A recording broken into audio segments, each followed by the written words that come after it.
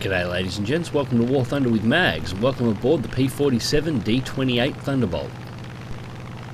Now the P-47 and myself have a rather interesting history in War Thunder. It's the one US plane that I've never been particularly good at. Even more so than the P-51s, I was an average P-51 pilot at best, and after a little bit of time spent on them I've become much better. I'm by no means an expert at the plane, but I'm a much better pilot for it. Me and the P-47, it didn't seem to matter how much I flew this thing, it just never worked for me.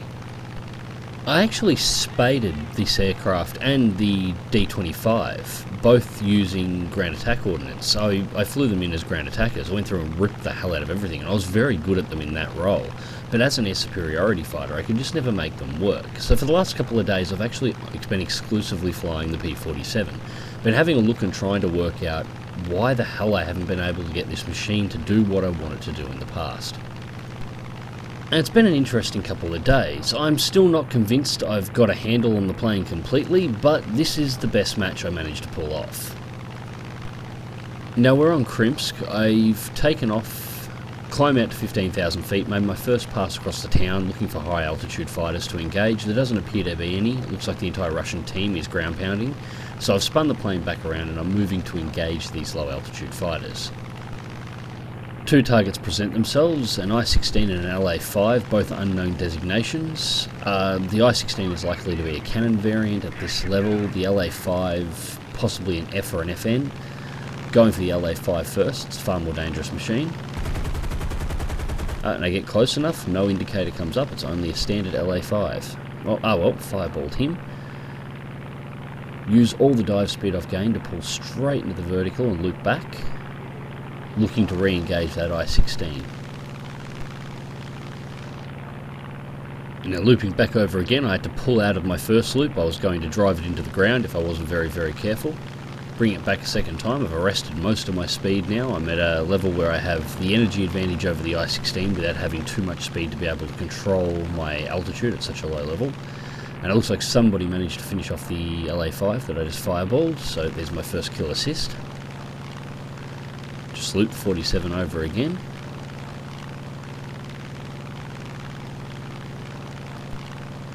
Get a solid hit on the I-16 as it goes past. Follow it around. The 50 cal should have done enough damage to at least shatter some of its maneuverability. Line up the shot for range. Solid hit. Target's fireball. Switching target to PE3 and closing in. Now it has taken some battle damage, but I need to kill it.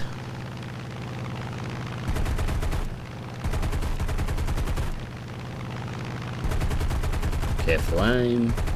Just shatter the wing off the aircraft.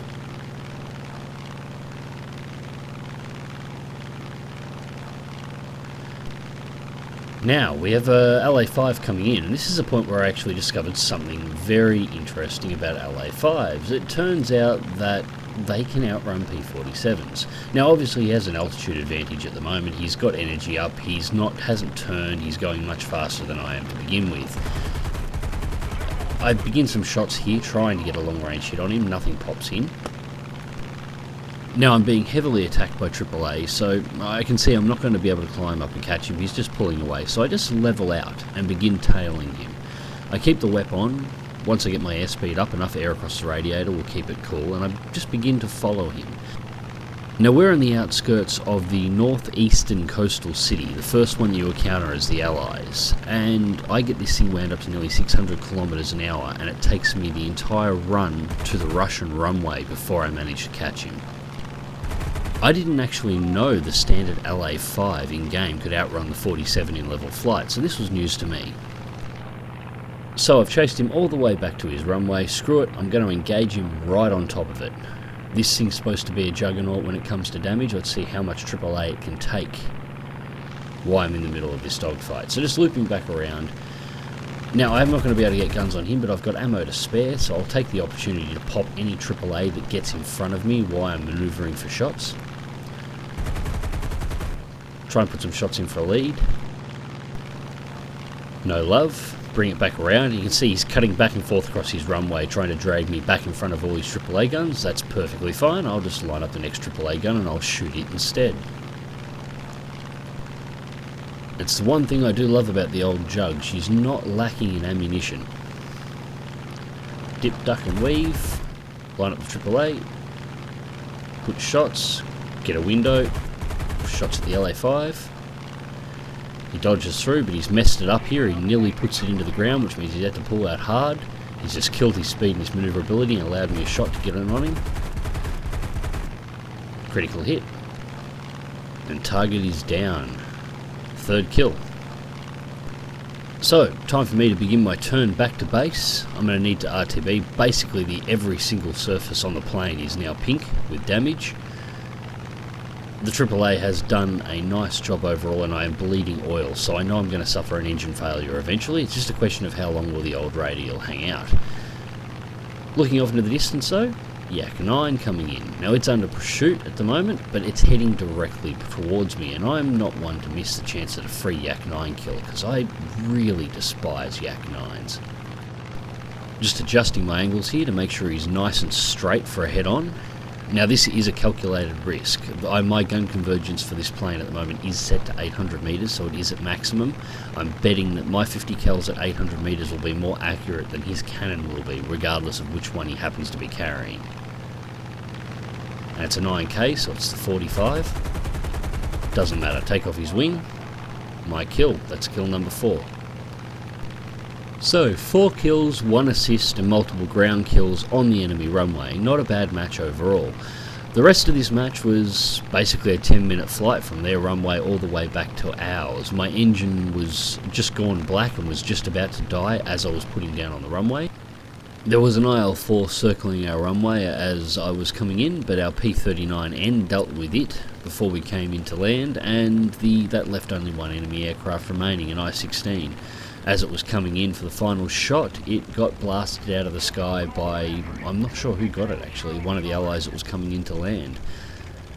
So the match had ended before the plane had fully stopped, and there goes the I-16 there. So let's go check out the match results. So, results for the match. First place for the team with 4 kills and 1 assist. Fighter Rescuer, Multi-Strike X2, Windstreak X2, Soft Landing, Terror of the Skies and the Bulletproof Awards. 60,821 Silver Lions and 3,096 base RP with no modifiers. However, that really went nowhere. I've got no aircraft research and this plane is spaded, so that 3,000 odd RP went straight into convertible RP. Which is kind of wasted considering I've got over 21 million of it and I never use it. So, the Thunderbolt anyway, I still am learning to fly this plane correctly. However, I am starting to have good matches in it now. I think I'm getting used to its handling characteristics. I definitely enjoy the amount of damage that it can just suck up. Anyway, let's move on to the next match. So next up we have the P-51D 30, the last of the P-51s in the game that I have left to spade. I always thought this one was an odd choice to have in the tech tree. The D30 wasn't actually a standard production model of the P-51, that was the D20, the one that sits as the premium in the US tree. The D30 was actually a photo reconnaissance variant. Now how they worked is the D30s were equipped with a very small number of photo recon cameras. These were not particularly large observation cameras. They were very small, very light, they made very little difference to the performance of the aircraft. The D30s would be scattered through standard D20 squadrons, and on escort missions would do exactly the same role. The aircraft was almost identical in every single way to the D20s, except for these cameras.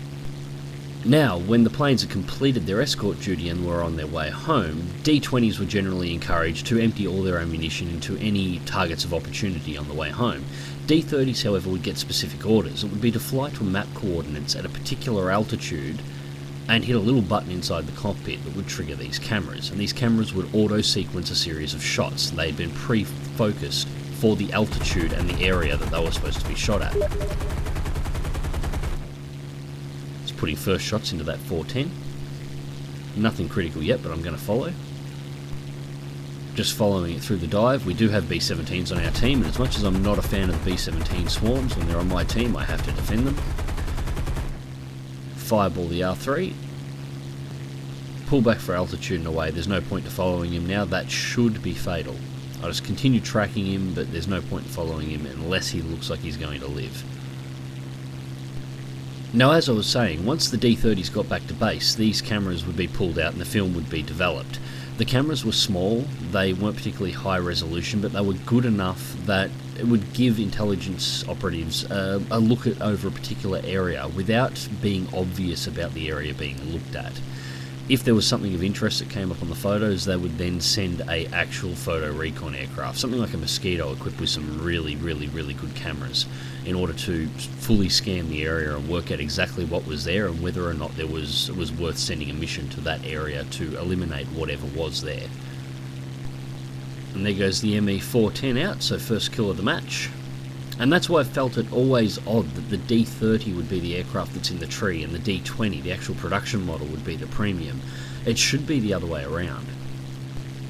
So just holding altitude, scanning for new targets. There's plenty of them coming in, all the fighters are starting to arrive now. That 410 used its air spawn to dive in hunting for B-17s rapidly and got itself out of position, which is why it was such an easy kill. Now the real fighters are starting to arrive. Locking onto a Focke-Wulf 190, moving in fast.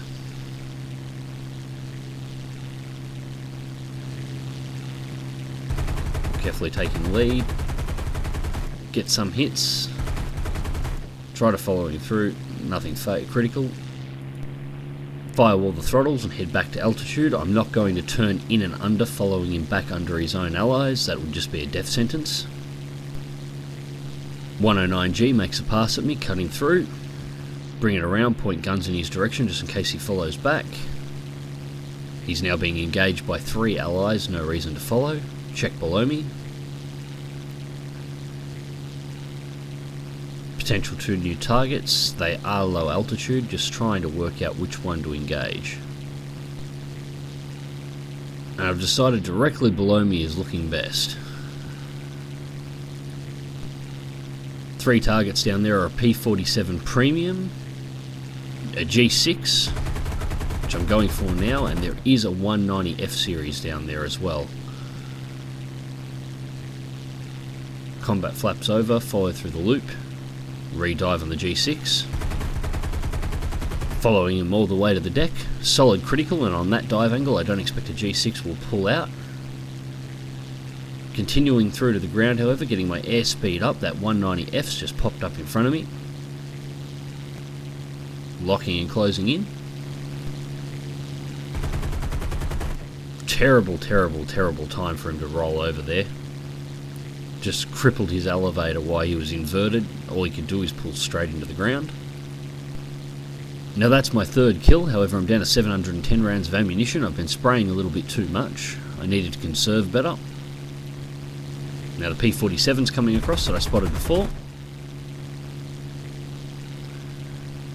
Almost do a stupid thing and cut through the guns of an ally there. Got very lucky I didn't get hit.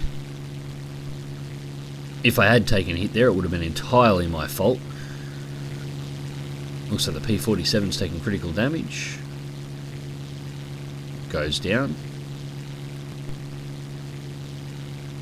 And I was pretty disappointed I didn't get a crack at him, but then a 190 shows up, so that's alright, I'll go after him instead. A Millman.